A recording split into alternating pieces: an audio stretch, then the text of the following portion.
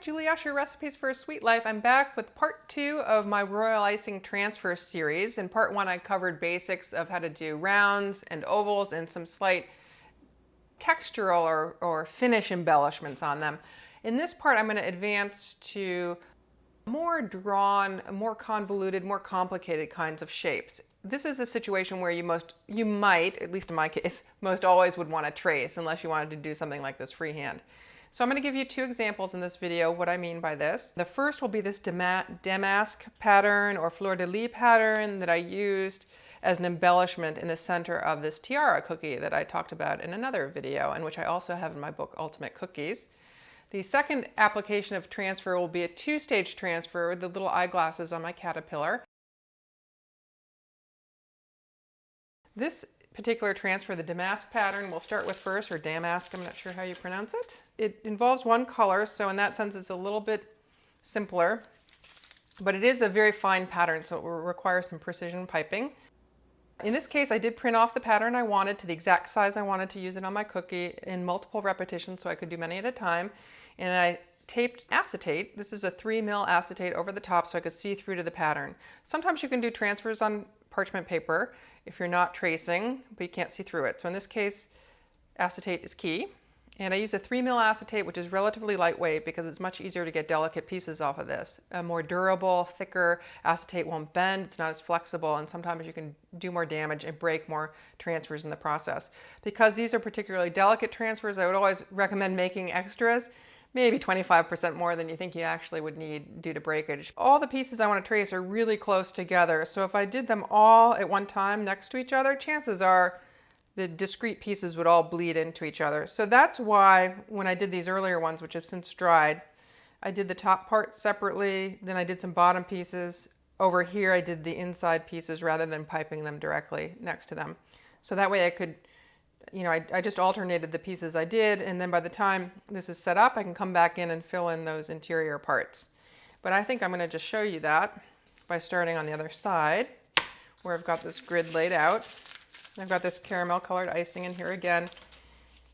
The thickness here is a relatively loose top coating consistency. I'm going to outline first, but I want my outline to blend in with my fill. It's not an outlining consistency, which is relatively thick. It's relatively loose as far as my piping icings go, so that the outline will blend into the interior. I'm going to start by kind of roughly outlining it, and I go pretty slowly here.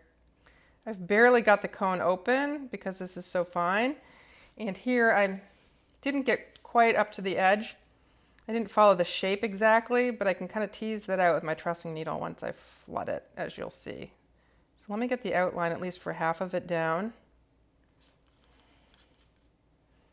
And then I'll start flooding immediately. I don't want that little outline to dry too much, because if it dries, you'll end up seeing it in the final transfer, and we don't want to see it.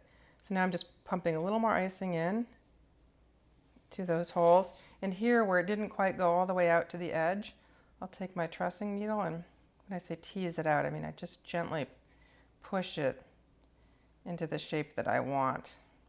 So down in some of these small areas, I might actually be dragging the icing into those spaces with my trussing needle. Just to give you a sense of the overall dimensions on this, this little length I'm working on is no more than an inch. It's about 3/4 of an inch.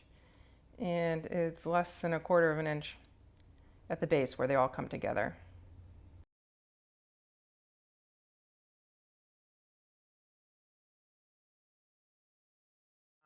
Now, as I said, rather than piping this dot right here where it has a chance of bleeding into that while it's still wet, I'll alternate pieces. I'll instead pipe this pattern here. I'm starting by just pumping a lot down here, and then I'm going to outline the rest of it as I did before.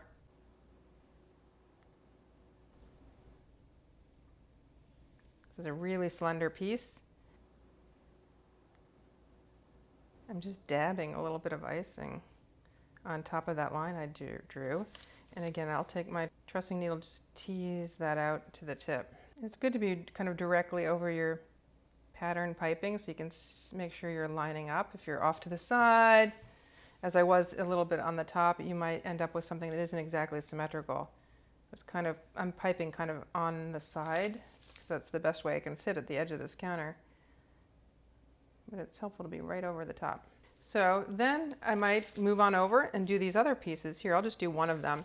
And then by the time these set up, I'd come back in. I can come back in and utilize that space. I don't need to leave it empty. I can come back in and fill around it after it's been given a little time. In fact, I could probably do that now. I've probably waited long enough. So let me just do this one end that's close enough to me, and that'll give you the general idea of how I do a more complicated transfer.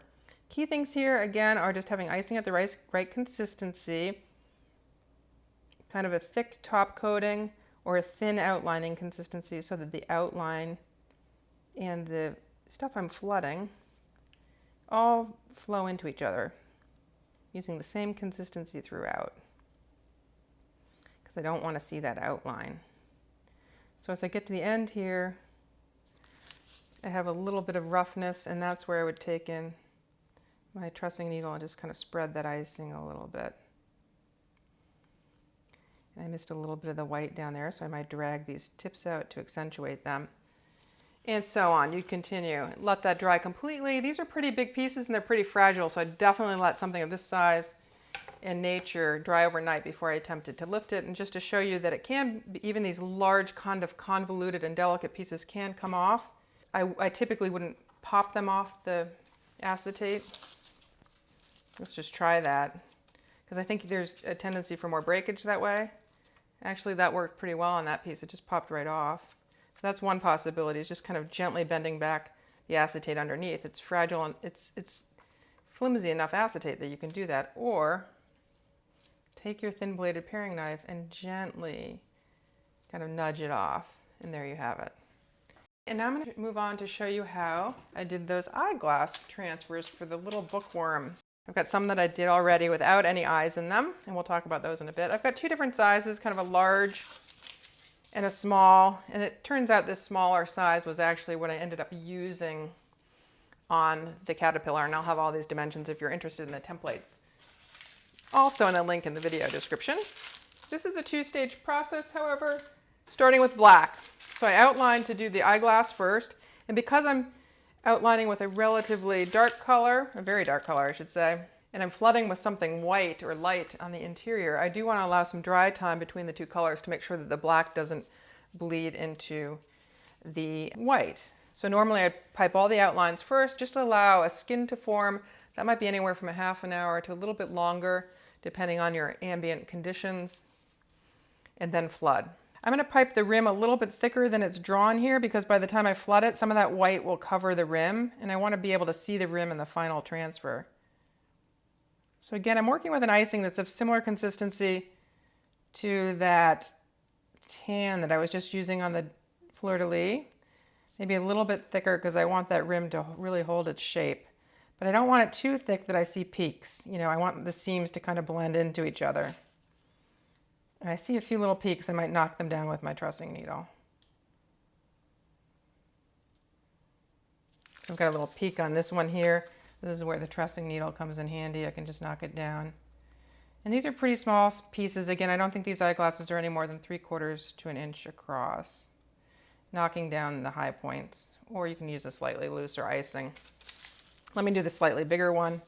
And then I'm going to move straight ahead into filling them just to give you an idea of how that would be done, because I don't want to wait a half an hour, and I don't think you do either, to watch these dry. So, but just assume that I would have let them dry before flooding them. I pipe pretty slowly because the icing's relatively thick, and it tends to want to go straight when it's thicker. So I'll slow down my piping when I'm working on something that's something pretty thick that has to get around a very particular shape. Okay, I think those look pretty cute. I'm going to knock down some high points here, and I'm going to come back in and flood. And here I'm working with slightly looser, more flooding consistency, and I have all my consistency adjustments in a link. Assume those have been left to dry. There's less likelihood of messing up the rim too, you know, hitting it with the other color going in and disrupting it. It's a good idea to allow some drying time, but I'm going to move ahead right away. I've got my loose flooding icing of white. I'm just going to do a plain solid white eyeglass.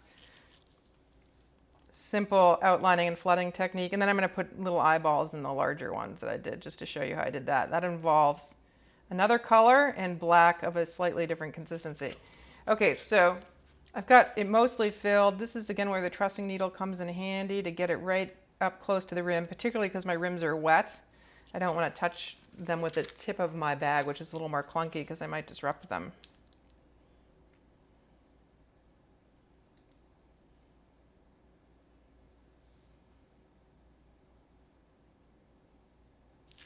And again, I feel like I need to like make this look a little symmetrical relative to the other one. So I'm just moving it around a little bit. So that's a simple eyeglass there. Now we'll put the eyeballs in. I've got a loose blue, same consistency as the white, and a looser black. That's going to be the little pupil in the eyeball. And this is going to be a wet on wet technique, basically on the inside of this glass, where I lay the white and I immediately pipe in the eyeball so that one color settles into the next relatively flush.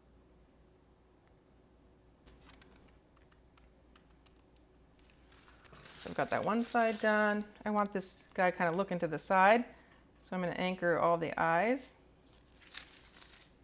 kind of towards the bottom right. I'll put a little pupil there. That's one eye done. We'll do the other one. You can give them all sorts of expressions depending on where you place those eyeballs. Cross-eyed, looking sideways, looking up.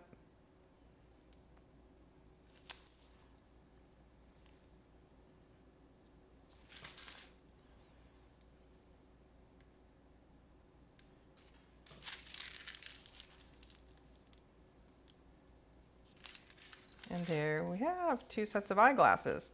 Now these would have to dry completely and certainly overnight because they have a weak point right between the eyeglasses, a delicate spot that's really likely to break if these aren't completely dry. The other thing I want to point out about these, just looking down at this end of the tray, these are ones I did earlier that are dry. This one has a very matte finish. This one, it looks like the eyeglasses are kind of shiny, as they might be in real life. And I just want to show you a special finish that allowed me to give it that shiny effect. I talk about this also in the caterpillar video and also in some of my jewelry videos, but in case you didn't catch those, I'll show it to you again here. I've got a little corn syrup here. I'm just going to apply that straight up, not diluted in any way, with a small paintbrush. It will dry shiny as well, and that's what gives something that kind of glossy, shiny finish. I'm trying not to hit the rim because I want the rim to be a distinct finish, the matte finish, from the eyeglass portion. One thing I should note, I'm painting here before the transfers are lifted and on their final product. I typically would never do this because the corn syrup can stay a little tacky even if it's dried, and that just makes it harder to press on to whatever else you want to press it onto because your fingers might stick in that corn syrup. So I usually apply the transfer first to the object, like in this case, I applied it first unpainted to the caterpillar and then applied the corn syrup. But I just wanted to show you the painting effect, and that will dry just as it looks right now. And again, just to pull these off, use care. Here I would most always use a knife, and hopefully I won't break this one. I did break that one. So there's an example of breakage. And what I did differently is I lifted here from the eyeglass portion kind of a little bit on either side rather than from the end of the eyeglass, and I think that put less pressure on that weak spot. So I got that off. This is the first one I've broken and many that I've done. So again, just exercise caution and make a few extra. I'm loosening both edges first, just so I'm not putting too much pressure on that, and they seem to be coming off well that way. Let's do one more. There we go. So that completes part 2 of my royal icing transfer video. These are basic traced techniques, one involving one color and the other involving 2 colors. The key things to note are having the icings at the right consistency. If you want the outline to be distinct from the flood color, as in the case of the eyeglasses, the outlining color should be thicker than the interior color. If you want them to blend together, as in my fleur-de-lis pattern, they went on my jewelry, then use the same consistency of icing, a little bit looser than the black used here, and then the 2 elements will merge. In a future transfer video, I'll be talking about how to make 3-dimensional transfers using piping bags with metal tips for more texture and relief. Till then, live sweetly.